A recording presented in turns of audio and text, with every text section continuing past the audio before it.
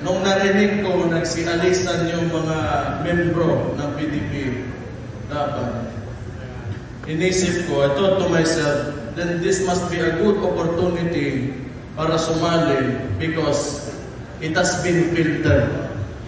So yung mga natitira dito ngayon, yun yung may kapayak.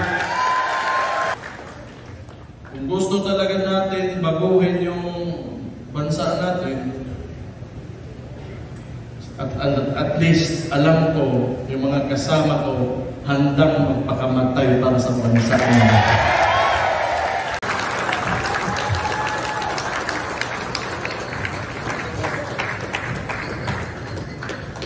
Magandang gabi sa inyong lahat. Welcome to Davao City. Welcome. So,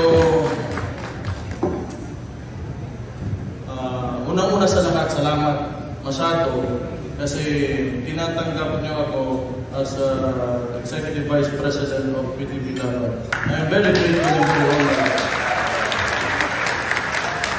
I'm glad to accept this position. Gusto ko lang din malaman nyo na kung bakit ako sumali sa partido natin. Kasi unang-una sa lahat, baka kailangan yung matanda, ay puro bata yung nakikita ko dito. Pero nung narinig ko nagsialisan yung mga membro ng PDP dapat, inisip ko, I thought to myself, then this must be a good opportunity para sumali because it has been filtered. So yung mga natitira dito ngayon, yun yung may kapayak.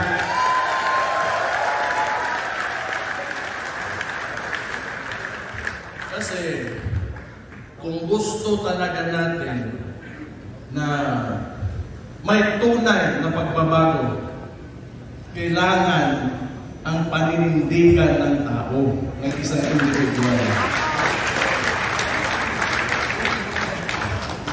So, nasubukan yung partido,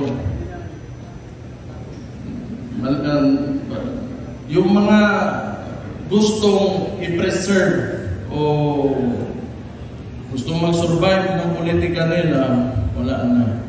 Mga nandito, gusto ko sumali sa inyo kung kayo ay naniniwala pa rin na ituloy ang laban, sasama ako sa inyo.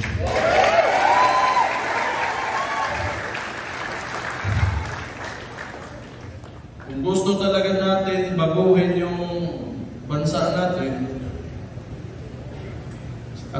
at least alam ko, yung mga kasama ko, handang magpakamatay para sa bansa natin.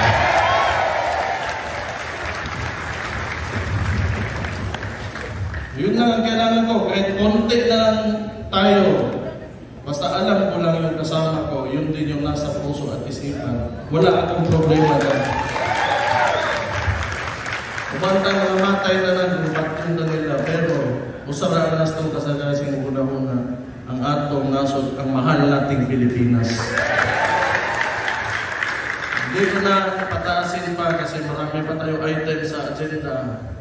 Again, welcome, and again, I'm very thankful for having me as your Executive Vice President. Thank you, everybody.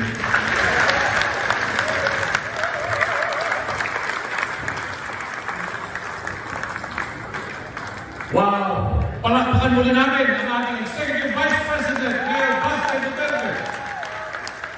Before we proceed to the other items of the agenda, let's acknowledge also the presence of former Secretary of the